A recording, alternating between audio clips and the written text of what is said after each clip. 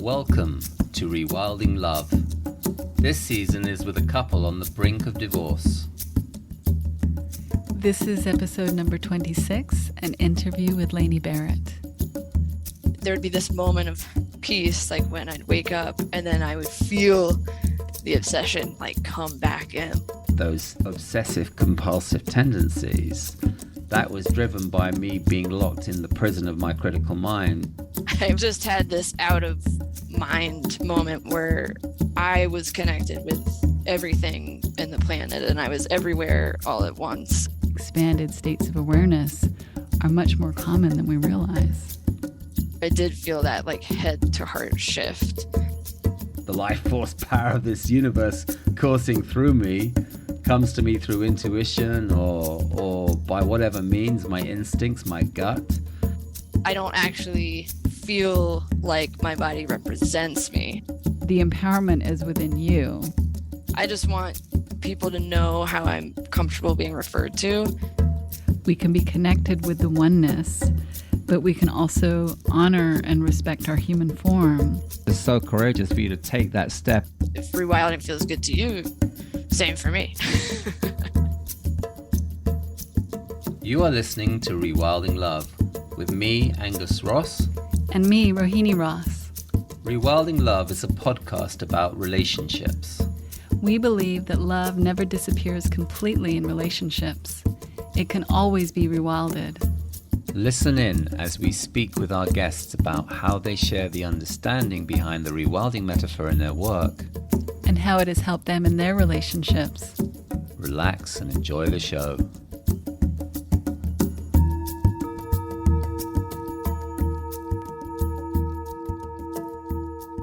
We are really grateful to have Lainie Barrett as our guest today. Lainie is a valued member of our Rewilder team. We're very grateful for the work that Lainie does. Lainie's in charge of the digital management for our brand, and Lainie's also an amazing writer and makes my life so much easier because of their talent. And it's easy to see why Lainie would be considered to be such an amazing writer, because they're so articulate and such a great storyteller. Yes, it was actually something that Lainie wrote that had me reach out and ask about this podcast episode. And I thought I would share what Lainie wrote here because it was really moving. Recently, Lainie came out as non-binary, and this is what Lainie wrote. I don't identify as a woman, lady, or girl. She, her are still acceptable pronouns for me. They, them are also acceptable. But I prefer gender-neutral nouns. Example, Lainie's an annoying person, or I remember when she was a kid, or tiny bear for a tiny human, and that's related to the post, the image with the post. I've wrestled with this for years because at some point I decided it was my responsibility or a good thing to do to expand what it means to be a woman for people and myself, instead of de-identifying with the gender I was assigned. This has led me to constantly write off my feelings of gender dissonance as not requiring any changes or accommodations.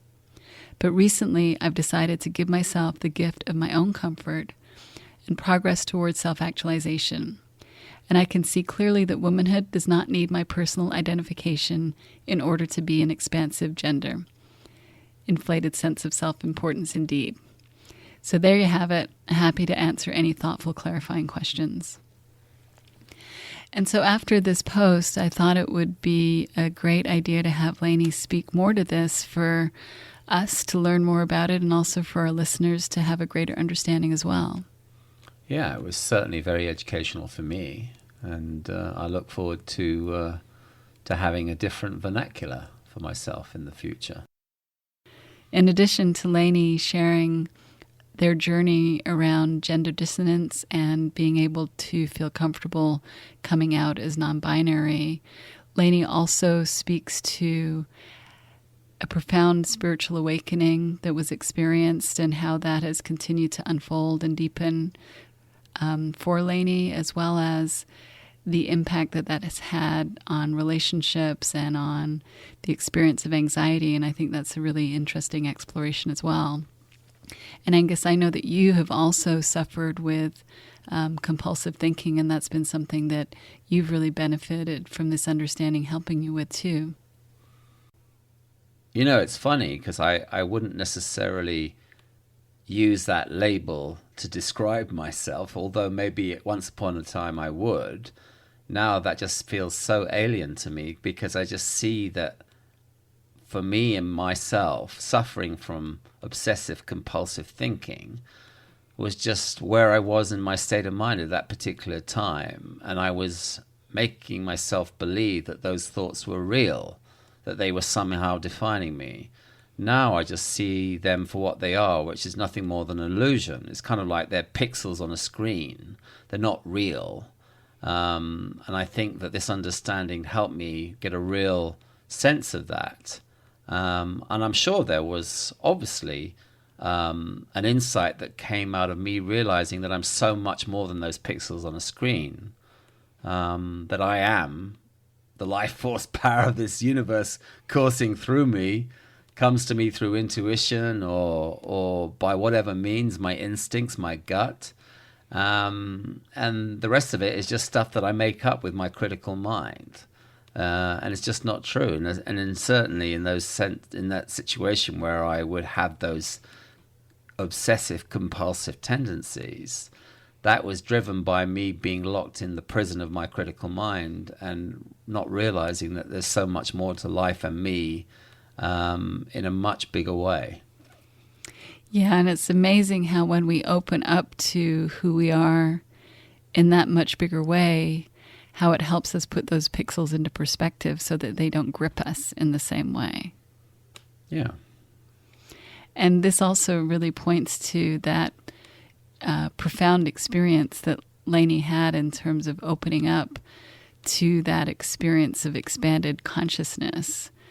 And that's powerful when we can have that. And often when we hear about those kinds of experiences, it's as if there's only a limited number of people that access that state of consciousness. But I think more and more we're hearing how those kind of expanded states of awareness are much more common than we realize.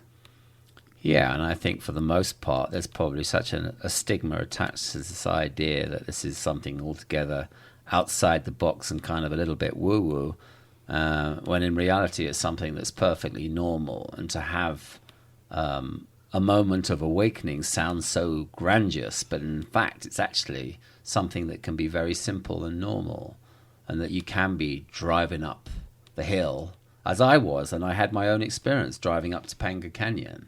I just suddenly had this incredible sense that I'm kind of one with the tarmac and one with the trees. They're all made up of the same matter. We're all made up of the same subatomic particles. When it breaks down to that level, we're just all atoms assembled in different ways. But that intelligence, the same intelligence that courses through me, courses through the atoms in the tarmac. We're made up of the same material. And that for me is just my poor way of articulating what for me felt like a moment of awakening. But I kind of get what Lainie is going to share about on that sense. Yeah. And also what Lainie pointed to, which I think is really important, is that we all have our unique experience of spirituality. Nobody can tell us what our version of spirituality is. We can only speak to our lived experience of it. And that there's a big difference between a conceptual understanding of spirituality and a lived experience, an experiential knowing, an embodied experience of that. And I thought Lainie pointed to that really beautifully as well. Yeah, they did. And the other thing that occurs to me to say here is that isn't it interesting how, as far as our own separate realities are concerned, in the way that we filter the outside world that we experience and create our own narratives around, that when the subject of spirituality emerges, there's so much common ground and so much of it is universal. Even in the same way that they were talking about how they had this experience that felt like a moment of awakening, I think that moment of awakening is going to be pretty common for a lot of people in the way that they've had similar experiences. I know that I've had a similar experience. So yeah, we can all have our own filter and our own way of seeing the world. But when it comes to spirituality, there is so much about it in terms of the storytelling, in terms of the articulation, that is universal.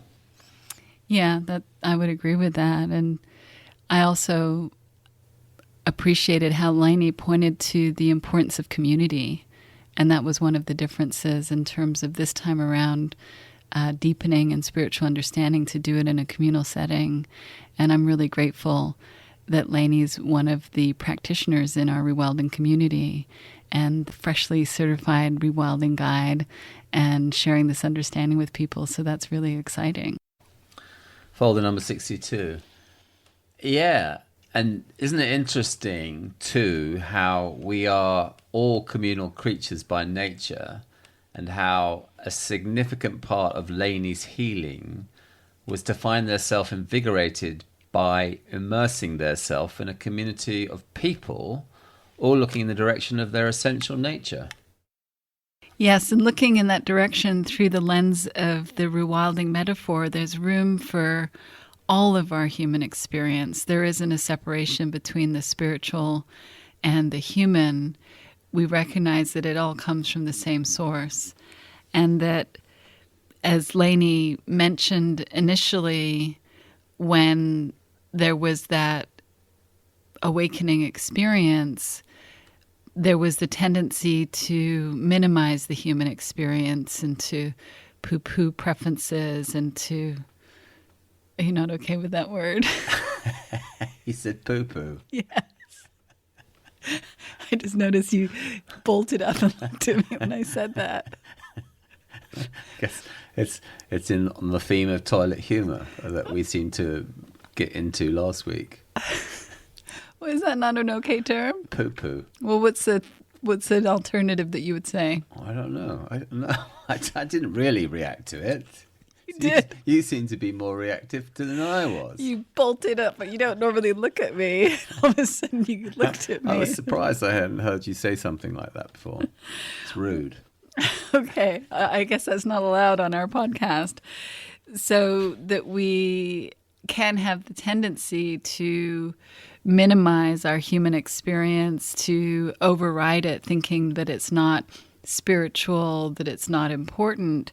And really, from the rewilding understanding, it's making room for it all. And what I hear in Lainie's experience is that from a more grounded understanding, there's room for both, and there's room for the human preferences. We can be connected with the oneness, but we can also honor and respect our human form. And that, in fact, through that ability to be with both, we experience more of the unconditional love that is our nature, and that informs the choices that we make in our human experience. Just as Lainie coming out in what was shared, that was self-honoring, that was coming from love. And in speaking to social justice issues, we can make choices that bring more love into the world and have us stand forward in activism, have us stand forward for equity and justice. And there doesn't need to be this false separation between our spiritual nature and our human experience. Amen to that. All right, well, let's hear from Lainie.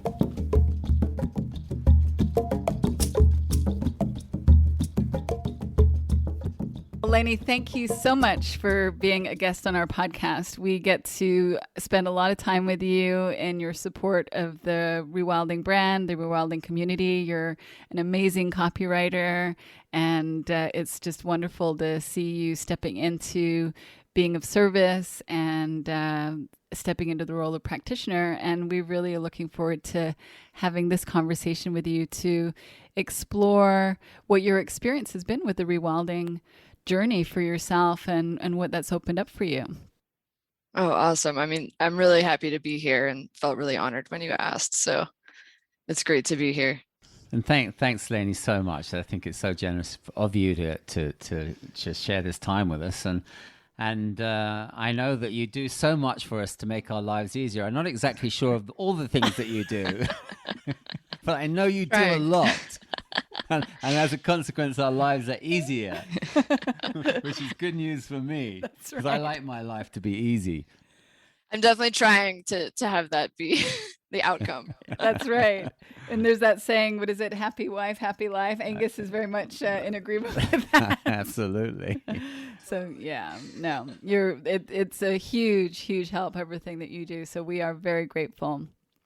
But for our listeners, we would love to have them hear about your journey, which started before we even met you, in terms of coming across an understanding that really shifted things for you. But it's been, I don't know if you call it bumpy, or it's been a journey. So we would love to hear what that experience has been like for you.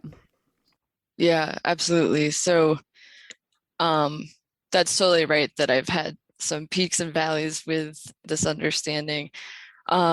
So I was in grad school for my mental health counseling degree when I was facing some personal troubles on the relationship front, and just a whole lot of anxiety. We saw one therapist who said I was having some like relational PTSD, where I was really caught up on an event that had happened like early on in our relationship, and I just like could not move past it. Like I would wake up. In fact, Angus, you had a recording where you talked about obsessive thinking. I'd get up and there would be this moment of peace, like when I'd wake up, and then I would feel the obsession like come back in, like this dark snake or yeah. So bad, not great times. I wasn't sleeping well, and through this I'm in counseling school, and I'm learning how to be a counselor, or learning the theories of treatment, really. And so there's a lot of like dissonance. I don't feel that mentally healthy in my life, and I'm learning how to be a mental health practitioner, learning different theories that I'm supposed to settle on as my idea of treatment, or like what's going to work for clients in the future. And I still don't know what works for me. So I just felt sort of like a fraud. And so there was a lot of late night Googling or whatnot of just like, how can I don't even know what I was asking Google. Probably like, I just know something came up of like how to be happy or something like that, which then sort of pivoted into the coaching world. I stumbled upon like the 4 Agreements written by Don Miguel Ruiz, and another coach who was talking about his stuff. And so it all started to like open up for me when I found those kinds of books, Power of Now. And for this, I mean, what I got from these readings was I could see my thoughts. So I got to have a separation for the first time in a long time. And that brought on just like a lot of relief. And eventually, I believe it might have been Amy Johnson was the first person I heard of, and I don't remember exactly how. And then Michael Neal, and like many others, I read the Inside Out Revolution, yeah. And so then I went from, okay, I've had this like separation between me and my thoughts, which was kind of mind-blowing. And now I have something that I can actually spiritually connect to. So like the twofer became very enriching and relieving. Yeah, I remember I was listening to one of his early podcasts, and I was just driving over the freeway, and like I just had this very I won't say out of body because I was safely driving, but I just had this out of mind moment where I was connected with everything in the planet, and I was everywhere all at once. And it was just one of those magical moments where you then, I just like looked behind the wall or something.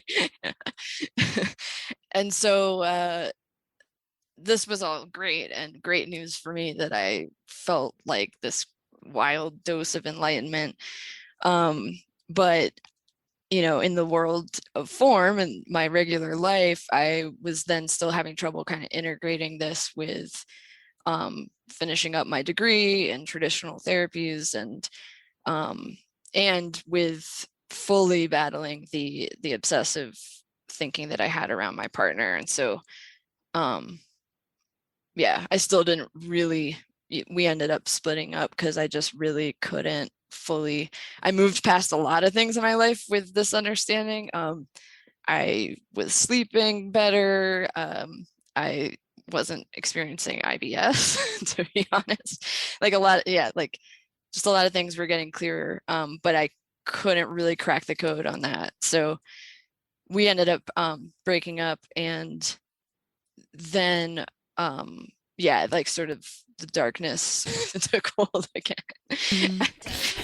Yeah, so that was like 2 years later after I'd first discovered this, and that was the first time where then I kind of just fully, I couldn't really read about this understanding and whatnot, because I didn't feel like I think it was a misunderstanding at the time, but I didn't think I could unthink my experience. It just was too painful. And so I lost touch for a while. And Rohini, as you know, specifically, like another reason I was having trouble is sometimes the things I would read about or the communities I would find on Facebook to pop into, the way that they talked about or didn't talk about social justice issues, like just felt missing the mark for me. And so just kind of dabbled in, dabbled out for a while. And then I won't dwell on all the details, but things, started to look up for me, and I started to kind of get back into this a bit. I got into a new relationship, so I felt some of the same old thinking habits starting to come back, and I sought traditional help and this understanding, 3 principles help as well. And that's when I found you, and you had, after George Floyd was murdered, I guess this is last summer, you had the blog where the subject line was just straight up Black Lives Matter. And so I was like, okay, I like this. So I kind of came fully back in, if you will, which led to joining the Rewilding community and the Rewilding guide training. You were the gateway drug. That's right. And what I hear in that, in terms of when you sort of revisited looking at things from this perspective and reconnecting in a sense through the lens of the rewilding metaphor, it's our metaphor. It doesn't, there's no one way to open up to our spiritual nature. This is the way that Angus and I like to speak to it. But what would you say was the deeper cut or the misunderstanding that got cleared up inside of you when you came back in? Because it sounded like that was a different experience, less from the intellect perhaps. So I just was curious about that. Yeah, I think what was missing before was community and, talking about and experiencing this with other people.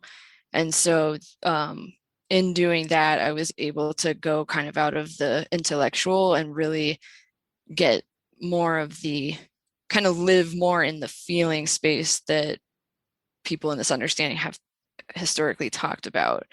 And so I did feel that like head to heart shift. So, if there were still some gaps intellectually or things I couldn't like quite reckon with, I started to feel, which kind of filled that gap. And at the same time with rewilding, I was able to embody the understanding differently, like feel my own voice and my own way of understanding it. which helped me to feel the truth in it. Versus before, I was kind of looking to the practitioners to get it perfectly right in order for me to like buy it or something. And then instead I was feeling it, and I was realizing that I can have my own take on this. So sort of empowered, I guess, with the rewilding.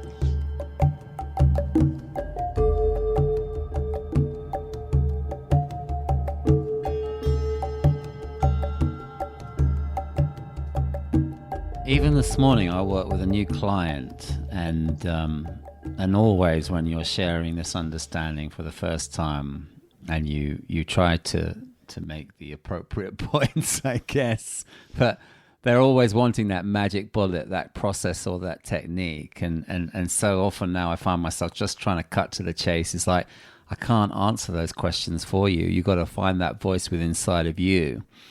And that's really my job as a coach, is to get them to really develop a rapport with that part of themselves, to reacquaint themselves with that part of themselves so they can make those decisions for themselves. But it's so right what you're saying. It's finding that voice, and trusting that, and trusting our intuition. Form is always kind of clunky. It's like there's not a one size fits all. You know, even with the principles, it's form. It's a way of pointing to form, which, you know, is going to have its shortcomings, I'm sure. I'm sure Sid Banks would be the first to say that.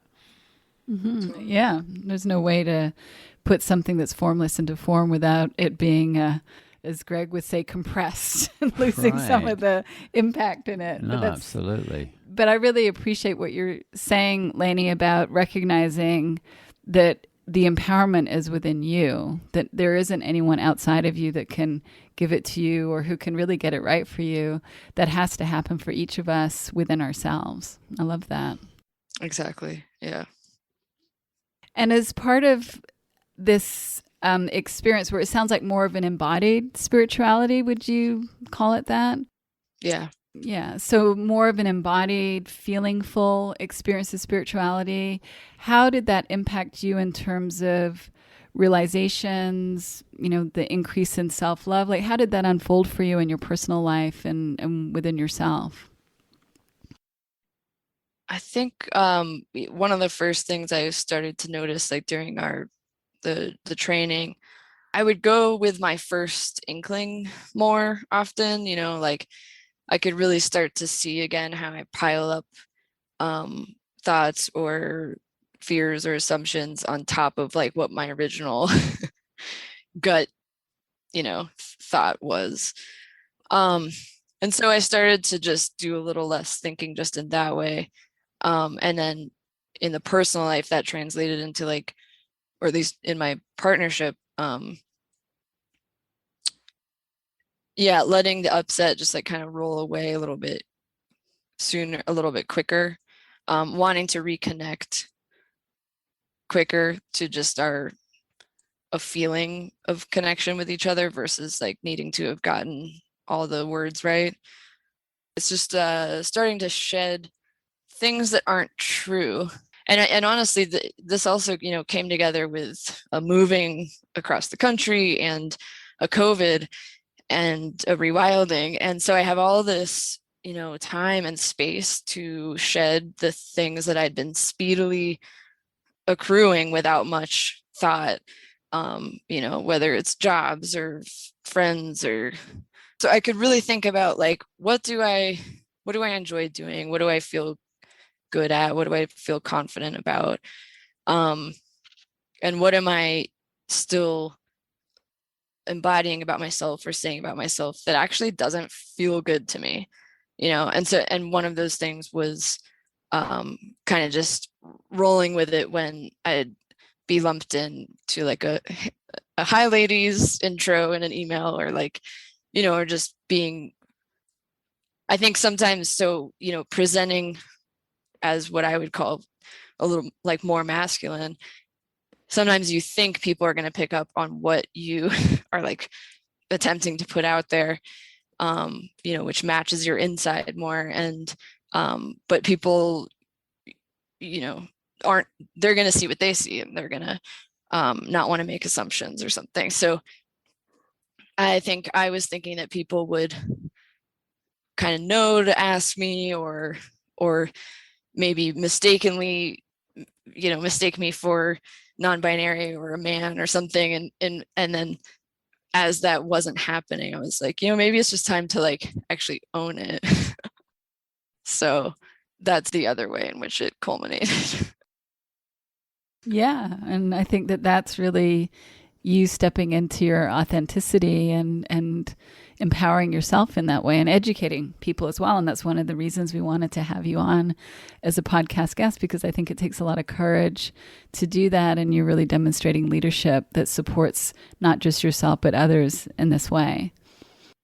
And I'm wondering, could you share a little bit more about what that experience has been like for you in terms of gender dissonance and how that's unfolded? Because I think that's something that a lot of people don't know much about. And it would be great, I know, for Angus and myself to learn more about it, as well as our listeners too. Yeah, totally. I mean, for me, really, I've just always felt like uncomfortable with my body. And there's times where you'll relate it to, well, like plenty of people don't like this or that, or like their thighs or their boobs are too big or too small. And it's like, yeah, but no, like I don't actually feel like my body represents me. And I think sometimes that might be a key difference in the dissonance piece. And it kind of, I think I didn't know how much that was really blocking me from feeling embodied, as we keep saying, like from feeling like, instead of there's this outline of myself outside of myself, it's like to really match up with me. I think my body presentation just doesn't match that. Well, what you're saying sounds so healthy and grounded, because most people, I'm sure, go through life with those challenges and those insecurities around body image. I know certainly I did. I can put my hand up to that. No uncertain terms. So I think just to sort of have that as part of your, a makeup is pretty incredible. It just sounds healthy to me. I would like more of that for myself. That's where it's very relatable for all of us on some level, where we can relate to having dislike or not feeling good about a certain part of our body. But also what I'm hearing you say is that there's this dissonance between how you feel inside and what gets represented outside, which is slightly different than just having I don't like my thighs kind of experience. Is that accurate?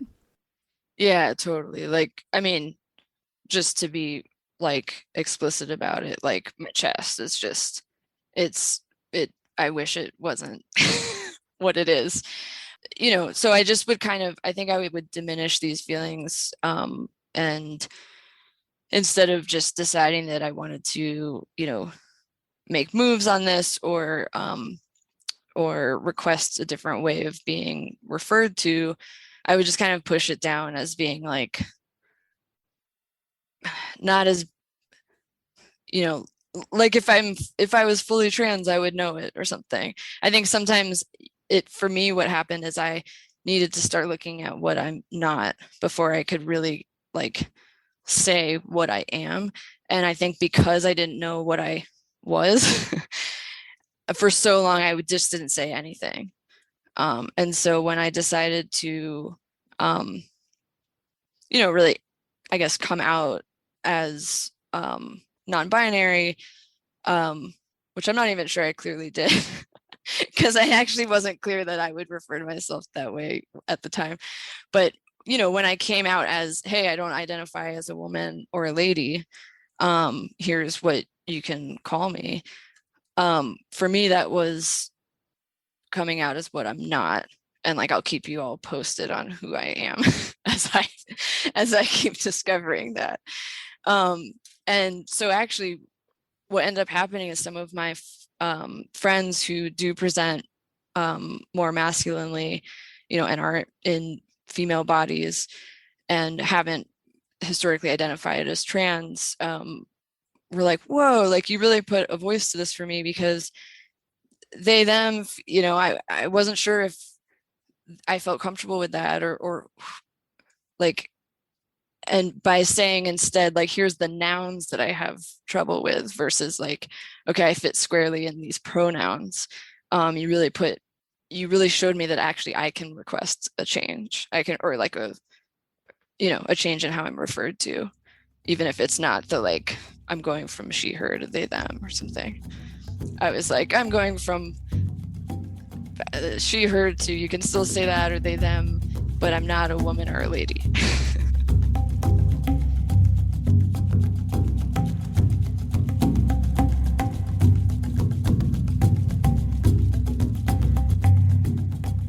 It's expansive, and it's also, I would imagine, helpful in terms of for people to really know that, to be able to have that kind of respect and sensitivity, to have that made clear. I think that's so important. And it sounds like that was a very liberating and empowering experience for you to do that. Is that accurate? Yeah, honestly, like after I posted that, and the reason I like posted it on social media was just that's the best catch-all I can do, right? We don't have like email chains anymore. like I didn't flip through my Rolodex, but like it wasn't like I wanted attention or cheers or anything. It was like I just want people to know how I'm comfortable being referred to. And there's a learning curve, and that's fine, but at least I've laid it bare. But so anyway, after I posted that, I just felt this like confidence. Like I just felt this like I was kind of walking on a cloud, because man, I just felt more like myself than I had like maybe ever. Yeah. So that was cool. I think that's so inspiring. And I think that kind of in general terms, I feel like there are so many rule books about how you're supposed to do this human experience. Mm-hmm. And everybody feels like, well, we need to conform to the rules. And quite often, intuitively, those rules don't seem to be working for us individually. And I still think there's a tendency to feel, yeah, but still, everybody else is doing it this way. We need to do it this way. We need to conform. And yet, our gut is telling us, no, this is not for me. And I feel like, for the most part, that's what depression looks like. It's feeling like, here are these rules. I'm supposed to follow them, but my intuition is telling me otherwise. Mm-hmm. And I feel like you in this example is like, you know what? My gut is telling me something else. I want to go and explore those possibilities and see what kind of feedback I get. But I feel like when we come into resonance with that innate self-confidence, that intuition, that really is where that self-confidence is that, yeah, the results of that, yeah, I do feel kind of great. I made this move. I went on this exploratory exercise that felt like intuitively I was going in the right direction. I still don't know where it's leading to ultimately, but I feel so much better taking that step into the unknown rather than resting on everybody else's laurels in terms of like, better stay put, better follow the rule book. Who wants to do that? So I just think it's just so courageous for you to take that step and then experience the thrill of like, yeah, I'm going in the right direction here because I'm following my intuition. I'm not doing it on anybody else's terms. And that's the way to do life. It's a contact sport, and it's like, go out there and make contact with it. Don't just sit still and do nothing. It's all about taking that step into the unknown and see what feedback we get. Doesn't necessarily mean it's going to take us in the direction we expect or anticipate, but just by taking that step is just so invigorating, I think. Mm-hmm. Yeah, I mean, how you said like right direction, that was like the neon sign for me. Like, boom, this is the right direction. And I don't know how far I'm going to take it, if there's going to have to be another outing. I'm cool with 3 or 4, that's fine. But like right direction, boom. And that was clear as day. Yeah, that's the feedback Angus is talking about. You got really clear inner feedback that this is the right direction. The feeling lets you know, like, I'm on track. Yeah, and the funny thing is, honestly, in the gender exploration, I've had some dissonance with this understanding, because when I first came into this understanding, I won't say like loss of identity, but sort of like I don't care, like I don't need my identity because I kind of zoomed out so big and was just soaring in the skies. It's like, who cares about this body or how it's represented? So sometimes I have like I like this feedback because you're right, there was a lot of my true nature happening, and that's the way in which you guys have talked about this understanding as a rewilding has been a really helpful framework for me to be able to do identity work and still, you know, and still sometimes be in the sky. Yes. Yeah. But it's like you can have both. And I think before I thought I was only connected with this if I was like disconnected from everything. But now I know that I can be connected even to my thoughts, and some of them hold more water for me than others, and some of them I do really need to like follow. Yeah, there's a beautiful bridge, I think, that we in the human form have that connection, as you're saying, with the sky, the formless, the essence of who we are. And we get to have this experience in human form that is an incredible gift. And we don't need to negate that, and we don't need to diminish that. It's not less than or not as important. It's all part of that wholeness of who we all are. Yeah, and it's a case of kind of creating balance between those two fields. We are part sky, and we are part critical mind, and balance with one another, and that's how we're supposed to do life. Yeah, it's like if we look at it from a spiritual perspective, the sky, we could say, represents consciousness, and everything happens within consciousness. And there's nothing that's separate from that. And so why would we diminish anything that's part of that? Because it's all happening within the wholeness. And we don't need to reject the human form or reject the human emotions or whatever that might be in order to be connected with our spiritual nature. I think that's sort of a misunderstanding that I had running for quite some time, is that somehow my human emotions were less than, and that if I would get into a negative headspace or emotional space, that would mean that I wasn't spiritual. It was something bad and wrong. And now why we use the term rewilding is because we see the health in it all.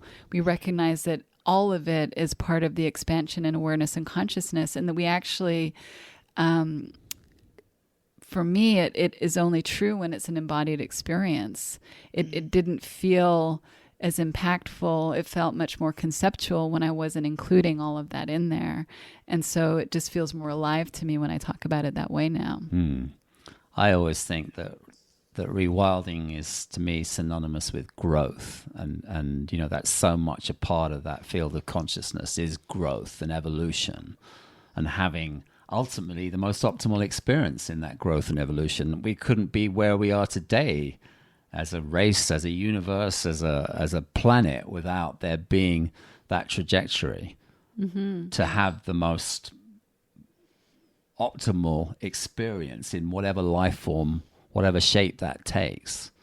It's like, that's to me what the sky is. The sky is the limit. There's no limit. There's no limit to it.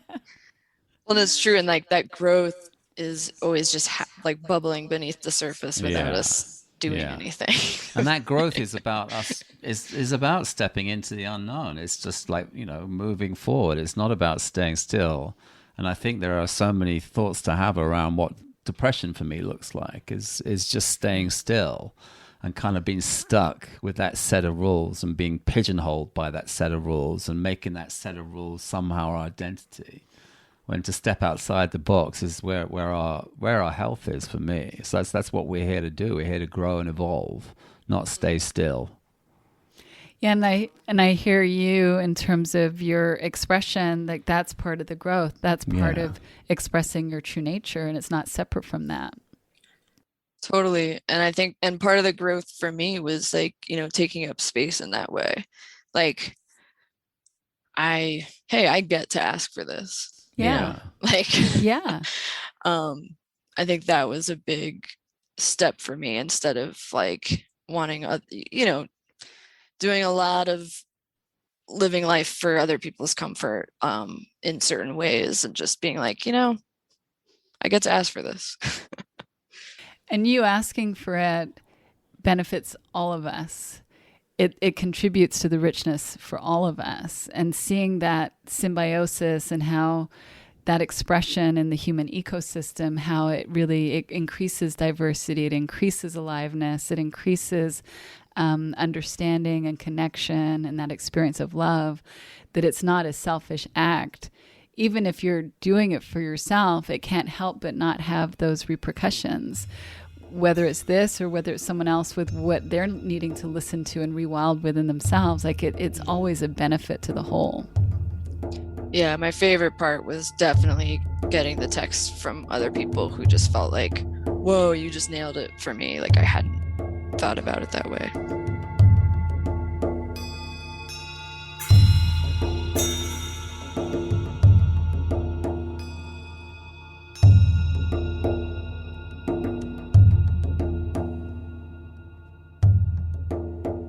You used a term, I think you said fully trans. And I'm curious what that means to you, and if that's kind of an evolving term or just what significance that has. Yeah, no, that's a great question.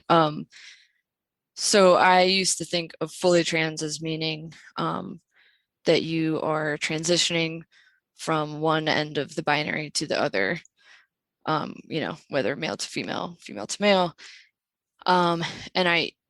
Which was part of why I really didn't want to do what might feel like co-opting this space from people who, do go through a full transition and everything that comes with that, if I wasn't like doing that or, but so I was looking into, really even just the actual definition of trans as it is in like Merriam-Webster, I think. And it said, any sense that you are not in some way the gender that was assigned to you, or that you don't identify with it.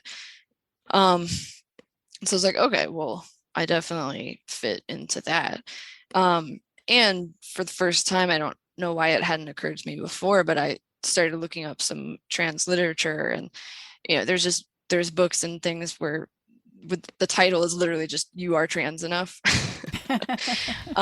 And they've talked about how in the dominant culture and like cis culture, it's almost that's their idea of what transgender is that you would have to be doing boom boom. And that actually there's this whole spectrum, and I still feel a little bit uncomfortable like referring to myself as trans for trans people, because I feel like I just maybe need to have a conversation with someone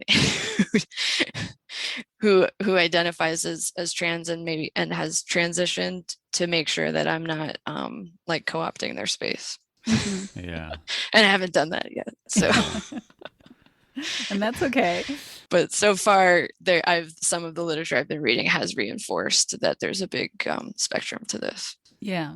Isn't it interesting how, though, we do kind of create rules wherever we are in life, we like those rules. And I think that the thing about rewilding is kind of like that movie, The Fight Club.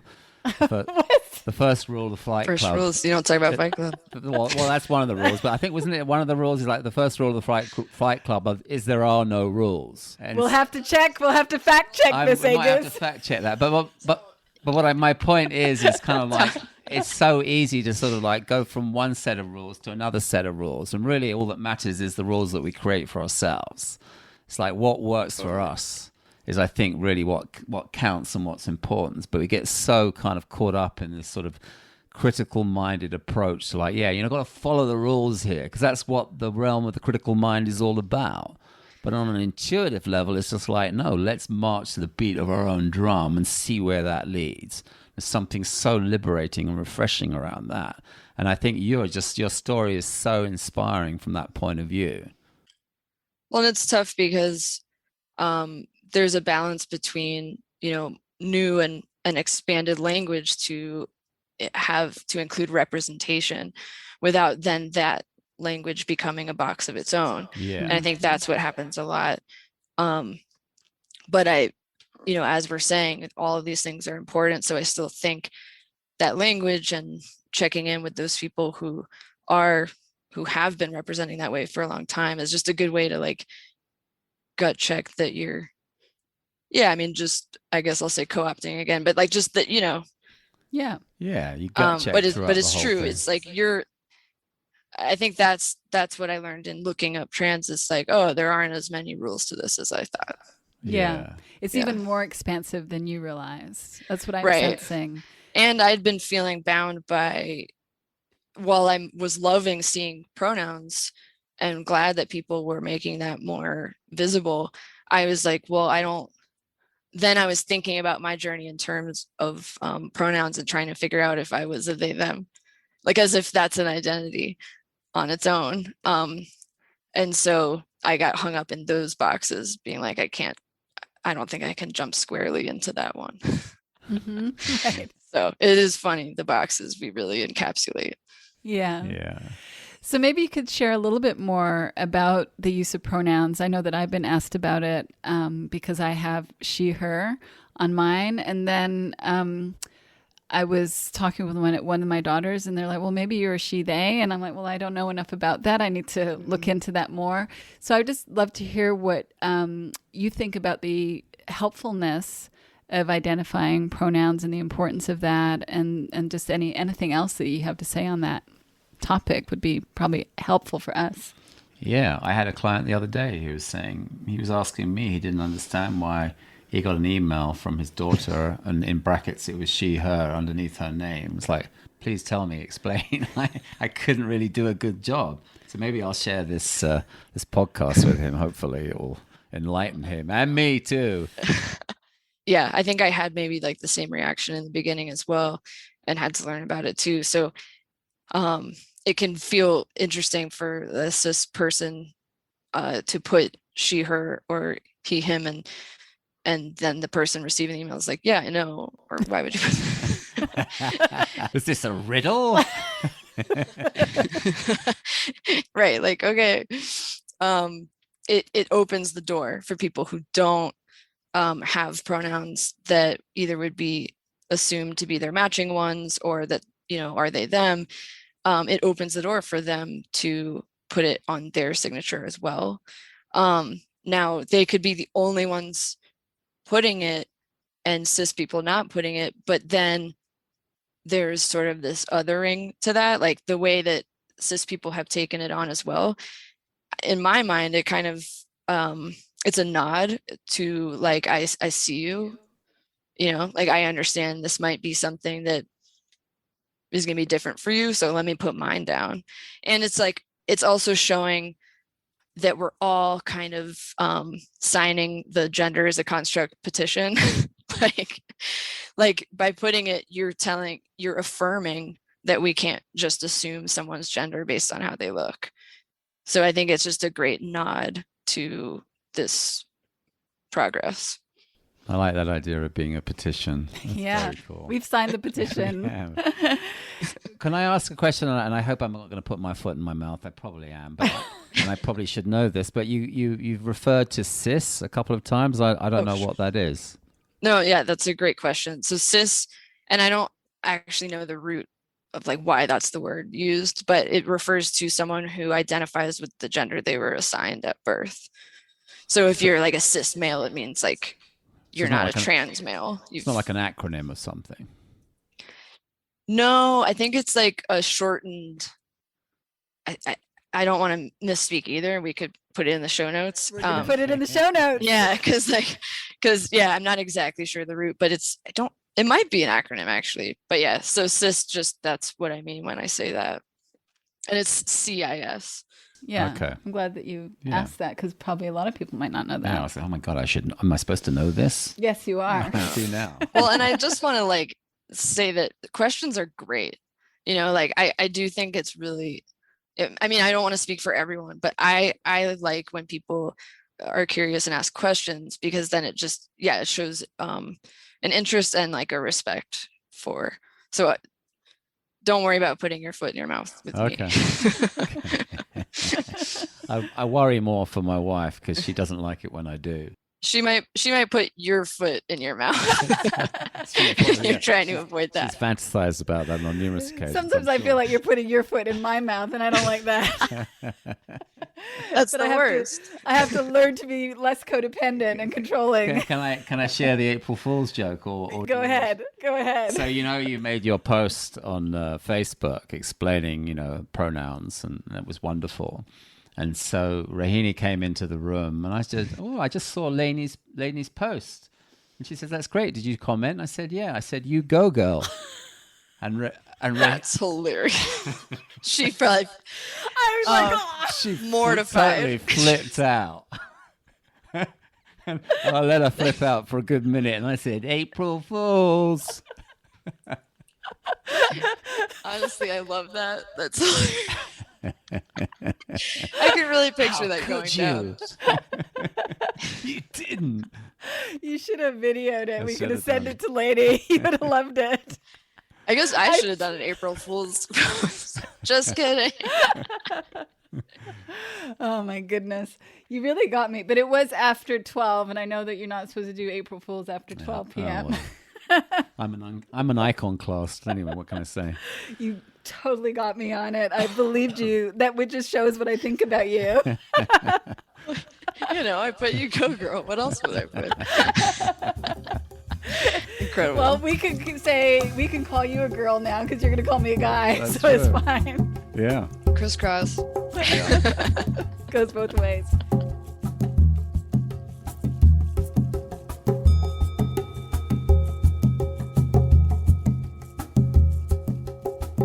That point, though, that you said about gender being constructed, I think is a really interesting and, profound point. And there's a lot of misunderstandings around gender and misbeliefs around it. So is that anything that you'd like to speak to here? I mean, I think this is where everyone, everyone can relate to being boxed in, like even if you are cis, right? Like, traditionally for a man, that might mean you're like not supposed to cry, or like, I think we're progressing toward breaking a lot of the gender boundaries. And even if that doesn't mean like disidentifying with your gender, it could mean expanding your box and like what that means to be a woman, to be a man, to be non-binary or whatever. So that's the cultural, I guess, encasement that's not too healthy. And then construct wise, yeah, it's just that we create based on well, really at birth we create based on genitalia that is, and then there's this whole other thing of a lot of times sex is actually ambiguous. So we just build a lot of house of cards around like what that means for then how this person is going to be presenting in the world or presented to the world. And so that would be what I would say about gender being a construct is it's not actually real. It's something quote unquote man-made. I'll say human-made. It's human-made. But probably man-made. But actually though, right? it is man-made. So that's actually technically accurate. But yeah, so anytime we start expanding that is a good time. That's right. I was going to say, it just all boils down to programming and conditioning at the end of the day, doesn't it? Yeah. Yeah. And to realize that we can wake up from that, and to even just being able to see it as made up and conditioning is freeing. And then we have some choice over whether or not we do want to identify with it, or perhaps we realize that deeper inclination within us is actually pointing us in a different direction beyond that conditioning, and that we can actually embrace that, which is what I hear you really being a beautiful model for. Yeah. And this isn't me raining on femininity and masculinity. Like, it's more me saying that it's all so much more intertwined. Like, I think feminine and masculine elements are beautiful things, and sometimes you really want both, and it's a balance, and there's obviously stuff in between there too, but yeah, so it's not saying, it's not crapping on gender, it's crapping on the boundaries that we create for gender and who we create those rules for and how. And it's like, for me, I feel that, I mean, this is how I see it, is that we all have feminine and masculine qualities within ourselves. It's not about sex. Those are just qualities that we have as humans. And I can embrace some pretty masculine qualities at times or be more feminine. It just depends on, where I'm at in that way. Moi aussi. Oh, I'm getting French now. Fancy. What is Me too. Moi aussi. Yes, I know. Oh. Nice. I don't know. I didn't know how to respond to that. You're looking at me to sort of come up with some sort of profound statement, and no, I wasn't looking at you for profound statements. I was just looking at you because you made a noise, and I thought maybe you wanted to say something. I didn't know I even made a noise. Sometimes I hear you make a noise, and I look at you. Maybe a noise of assent. It could be. It could be. There was one other thing that I wanted to explore, because you talked about in our email how being queer or trans is not innately painful, and that sometimes it's portrayed as if it is innately painful. And I thought that was a really important point to share about. So I'd love to hear more about that too. Yeah, thanks for bringing that up. Yeah, it's just that. it's like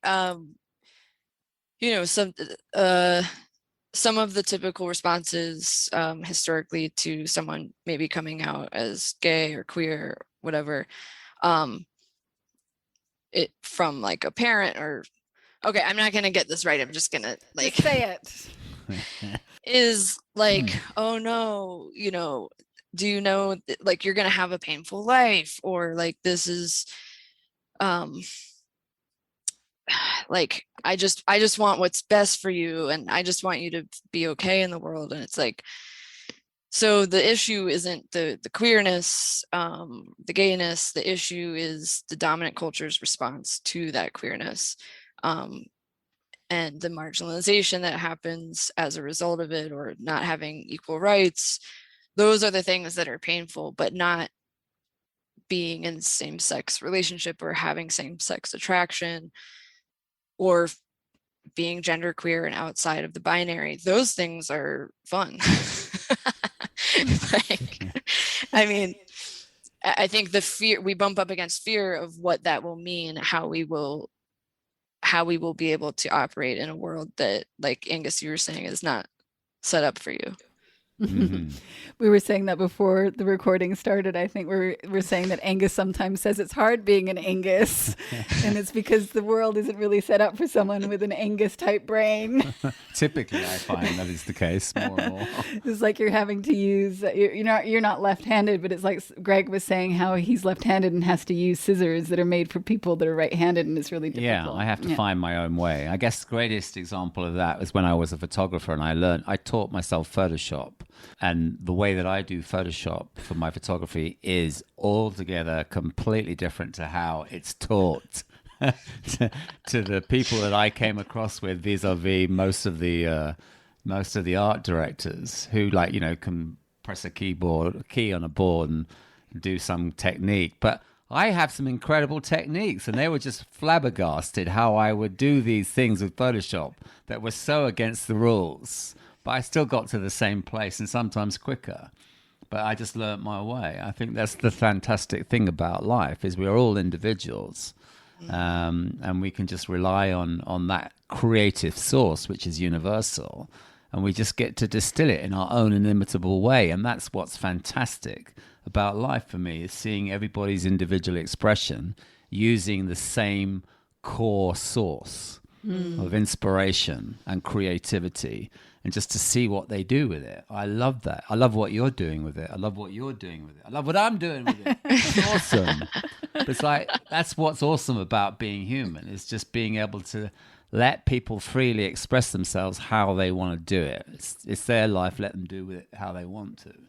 Yeah, it's embracing the diversity that is a bonus for all of us. And that's what I hear you saying, Lainie, is that when we get outside of the constructs that have been made up or that have just been assumed how things need to be, and really allow ourselves and others to listen deeply to what feels true and alive inside of them, we change things. Boxes fall away, but there's a richness that emerges from that that is just so powerful, and I think strengthening for all of us, that we all benefit from it.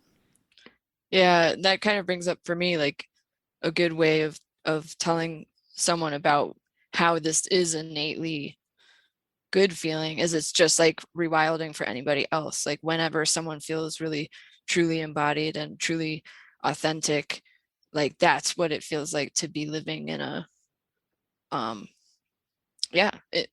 even if that takes the shape of queerness or same-sex relationship or whatever. So that would be my response, is like, well, if rewilding feels good to you, same for me. Exactly. And it does, right? It feels expansive and alive. Exactly. Is there anything that we have our fun questions that we're going to ask you, but before we get to that, is there anything that we haven't covered that you'd like to have us cover as part of this episode? I don't think so. And if there's anything lingering, it might end up coming through with the relationship questions. Okay. Well, I have a question. Yeah, go ahead. So the term queer, is it one of those terms that only someone who is gay can use? Because if I use that term queer, it just sounds like that's a derogatory term. It seems like coming from my lips, that might be offensive. A friend of mine who's gay may refer to himself that way, but I don't think I could refer to him that way because he would probably be offended. That's my assumption anyway. So I was surprised to hear that term. Yeah. So, I mean, it used to be used as like a derogatory thing against gay people. But now, we've sort of turned it into, it really came about because gay and lesbian is also on a binary. So we needed a word that is more umbrella to, like, especially if you're non-binary and or if you're in a relationship with a trans person, and then by being gay as a result, it's not honoring that person had a trans journey. So then queer kind of like is this big umbrella that allows more space for it to be out of the binary. So that's why we've started using it that way. I don't know when it specifically took a positive turn. And so I think there's just a big difference between being like, you queers, and being like, oh, my friend identifies as queer, or my friend, I think you could say my friend is queer. And yeah, especially if that's how they identify, that wouldn't sound like you're saying like he's a queer. Mm-hmm. You know what I mean? Right. Yeah. Okay. Yeah, I don't know if I'm ready to go there yet. So, I'll play it safe, yeah. Yeah. Well, I think what's happening, though, is that it's been co-opted and reused in a way that's empowering for people, so that derogatory connotation actually gets wiped out in a sense from that, or the intention behind it is that. And I have this thing where I think adjectives tend, like using words, am I saying that right? Using words as adjectives instead of a noun is less derogatory sounding or gentler, like being like that's actually that's because of gender. I was going to say I've usually identified as gay because I like that it's an adjective instead of I'm a lesbian when and so, or if someone says gays, you'd say like gay people, right? So anytime you kind of just turn it into, it's a descriptor instead of like a noun, that already kind of makes it feel more respectful. That's a good rule of thumb. Mm-hmm.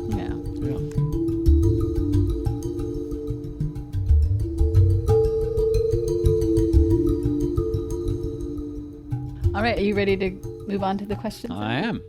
All right, so these are our the questions. Yes. Is it okay to ask the questions? Lainie's in a relationship. Are we doing a podcast? Oh yeah, sorry. Yeah, I am currently in a relationship, at least last I checked. So I think we're safe. For people that don't know what Angus is talking about, he was a little insensitive about these questions. With someone who had broken up. Yes. Felt like that was inappropriate. But you were just thrown off course because you were trying to be ready for the schedule That's right. of Exactly. events. And so then you were showing like, I'm here, I'm ready to do the questions. I know what we're doing. That's right. I want to follow the rules. At least that's how I heard it. It was one of those days when it was hard being an Angus. No, it's hard. It was hard for you that I was being an Angus is a more appropriate way of looking at it. That's right. I have to expand my box. I'd have quite happily asked the questions because you were having a problem with it. Okay, we'll have to try them out with someone who's recently Single. broken up and see how they feel about it. Yeah, it'd be interesting. All right, well, this is the first question. What's one of your fondest memories in your relationship? First thing that comes to mind. Okay.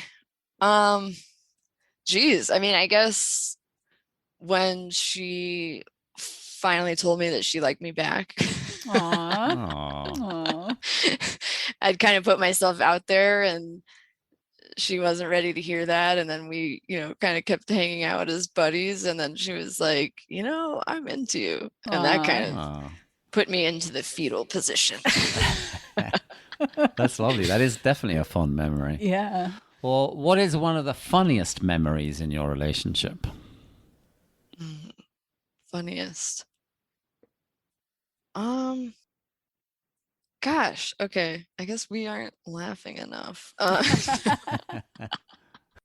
Okay, so this came to mind. Like the Richard Scarry books, like the lowly worm who drives that little Apple car. No, tell us more. What are they? Is this a 90s kid thing or something? Yeah, missed the gap. Our kids weren't born then, and we weren't reading those books. I grew up with those books, and there's a worm. It's a drawing, and he's driving. I think it's a he driving an Apple car, and he's got like this little look on his face. And Allie, my partner, often makes that face, and so I had to call her the lowly worm. She wasn't a fan, but then once I ordered this T-shirt that has the graphic of it, she's really embraced it, and now she just like makes the face all the time. So that's been entertaining. That's great. I love that. Brilliant. We will definitely have to check out the book. We will. I'm going to. So the next question, has there been a difficult time in your relationship? And if there has, what helped you to get through it? When we first started dating, it's like I mentioned before, I still had a lot of like similar habitual pattern thinking that came rushing in. And so it's just so true that relationships aren't with the person, they're with whatever baggage you have going on. And so I wasn't able to just, the way, when we were in the honeymoon, be all like clearly with this human, and just instead I was really in my fog. And so it just took us a long time to navigate like high anxiety, sort of broken expectations for her, specifically around, I needed to sleep separately to get a good night's rest, and I needed a good night's rest to not be a monster. So we really had to navigate, like, once all of like my truths came to surface, and she stuck by me. I did like traditional therapy for a little while, and then when that ended, I kind of came back into this understanding, and I think that really helped to just kind of relax a little bit.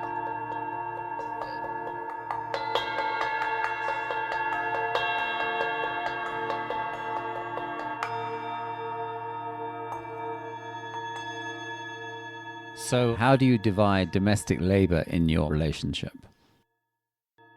This is something that comes up for us a lot, because I would like to more specifically like divide it up so we just know what we're doing, versus like she's much better at like feeling like I'm not keeping track, and I don't, but I'm sort of like, well, I'm a little more tit for tat, if you will. Like, I'm like, well, I just did this, like, why did you just go get ready for bed instead of like I want to get ready for bed too, but I'm washing the dishes.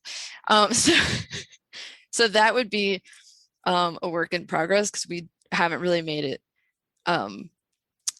official. It's more just something that keeps kind of naturally occurring, and then that sort of sometimes brings up some conflict if it doesn't feel even. So, and we don't think that there's a right way with any of this. We're just curious to see how people navigate it, because everybody kind of has different ways of figuring this out. We've been married, 26, 7 years? Yeah, and I was hoping that out of this podcast, there was going to be some significant pearls of wisdom come forward that could rectify years of drama around this very, very issue. This question is for Angus. Yeah, and I'll say, we just started living together. When would it have been? February of last. We've been living together for like a year, I think. So, these things are pretty fresh. Yeah. Well, yeah, Rohini's ideal idea of washing up is just to throw it all in the trash. That is not true. Yeah, I'm kind of micromanaging, and she wishes I would kind of just trust her to do things. And then sometimes I'm like, I'd rather do it myself, because then I know it's happening the way I want it to. But then I'm like, you don't do enough. So really, she's kind of screwed. Yeah, Ellie and I are on the same page, I would say. Yeah. I can relate. All right, so the next question is, how are finances handled in the relationship? Well, right now, we are pretty separate. We just we'll kind of, we're not married or anything, so we're separate, and then we'll kind of tally up who's been paying for what, and then even it out, or pay each other back. But eventually I'm hoping for full-blown sugar mama status on her. That's You're the dream. that too, right, Angus? I want to be house dad, house person, and she can go do the corporate world. Isn't she doing her MBA? Yeah. Yeah, so that's realistic.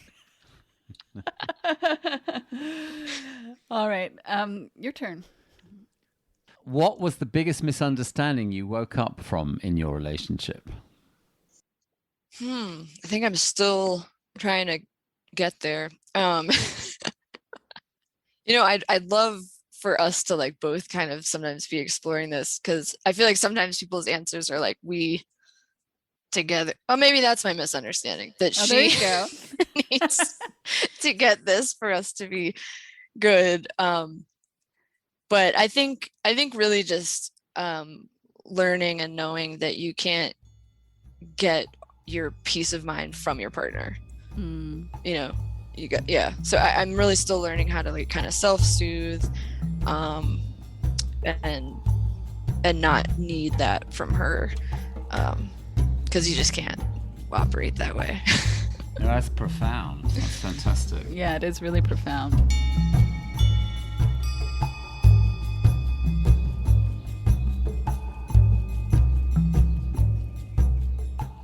And so what's the favorite thing that your partner does for you?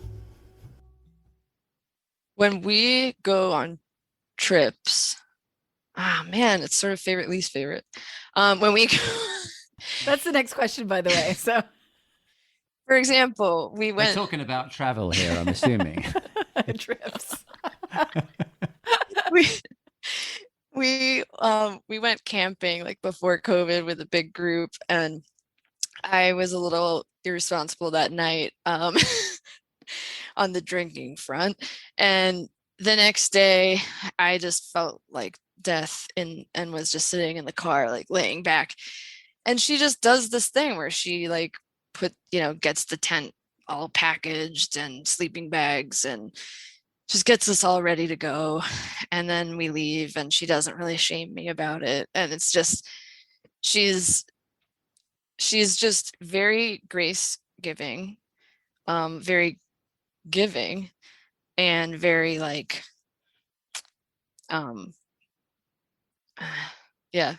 grace giving and giving. It's really heartwarming. Sounds like a keeper to me. I know, right? Unless, I don't know, I should have asked, that will now depend on how this next question goes. What is the least favorite thing your partner does? I did try to prepare for this one as I flipped through my Rolodex. But I think I'll just go with the surfacey one, which would be her addiction to Cinnamon Toast Crunch. I just have some serious judgment around it. And Yeah, I was gonna say, what do you have against Cinnamon Toast Crunch? I think you'd have a problem against that. Well, I'm like, oh, this is so heavily, it's just sugary and it's processed, and like, why can't you eat adult cereal? And I don't know, it gets me. So when she's pouring her Cinnamon Toast Crunch, she looks at me with the lowly worm face. That's funny. That's how I look at you sometimes when I'm eating my chocolate. Exactly. It's your turn now. Oh, it's my turn. Do you have any relationship deal breakers? And if you do, what's one of them? So for me, this is just imagined. Yeah. But I think I can't, who knows, but I just feel like I can't survive infidelity. I just know how my brain works, and I don't think I'd be able to unobsess over that. Yeah. I mean, we all have our bandwidth and limitations, so I think that's a pretty common one. Yeah. And I mean, it could change, who knows, but when I like think about it, I'm like, that's the one that really gets me. Yeah, that makes sense. All right. How do you keep physical intimacy alive in your relationship? Yes, I would call this a work in progress, but I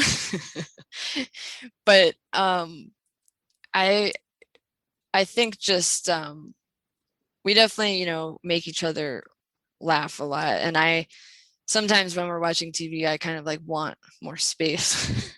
But I realize just being able to build it in, like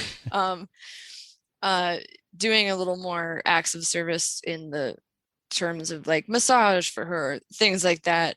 I realized even just yesterday I was kind of working something out for her neck, and just the act of like I'm touching her body again feels like a closeness, and so there's just so many different entry points I think for keeping it alive, but I think I need to give her more massages. Oh, well, hopefully she listens to this. I think Rohini would like me to be in another room while she's watching TV. Oh, so this is where I'm more like Rohini. Yeah. Well, it's funny because Angus, I was watching something with subtitles yesterday, and he was just talking because he's not watching the show, and I'm just ignoring him because I'm trying to read the subtitles, and I can't have a conversation and read subtitles. Well, you do that anyway. Even if it's without subtitles, you just want to focus. You don't want to have the flow interrupted. Yeah, totally. I like to talk about the show and say, yeah, I know what's happening next. Oh, Angus, I pause the show like every 4 seconds to say something to Ellie, and she wants to be physically close to me, and I want to like sit off in a chair, but I talk and ramble the whole time, and she wants to focus on it. So we're all right, zigzagging. We're kindred spirits on that front. I'm always like pausing it. What do you have to say? Start again. Yeah. I'm like, oh my God, well, this is this, and this, right? The 30-minute show lasts for 2 hours. That's right. I lane-splain. Oh, and yeah, she always is like, when we look at the clock for how much time we have to watch a show, she's like, well, if we're watching an hour, it's gonna be 2 hours. So I don't think we have time to watch that. We need to watch a 30-minute Veep or something. Oh my goodness. Who knew the parallels? I had no idea. So our final question, if you could only say one thing to Allie, what would you say to her? I really appreciate you and see you and see what you do for me. That's lovely. That's lovely. And stop with the cinnamon crunch. Stop it. Yes. Cut that out and cut this out while we're at it. It's a long one thing. Stop with the cinnamon crunch, worm face. Worm face. Lady landed on such a beautiful note, and you're just contaminating it. Sorry. It's good though. He pushed my tears back in, so that was helpful. It's all right.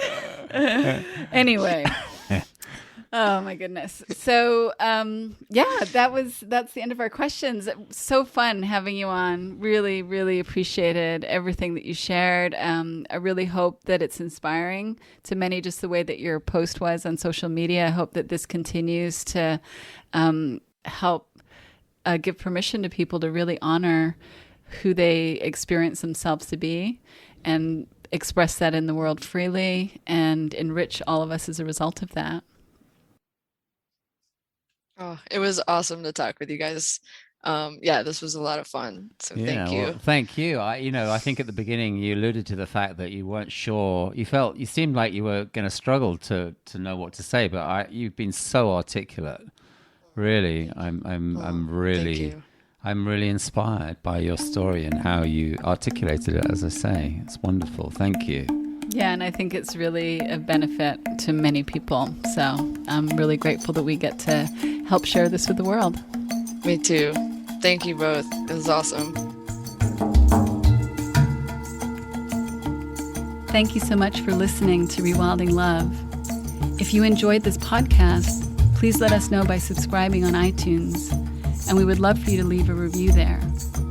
iTunes reviews will steer people to this podcast who need help with their relationships. If you would like to learn more about our work and our online rewilding community, please visit our website, therewilders.org. Thanks for listening. Join us next week.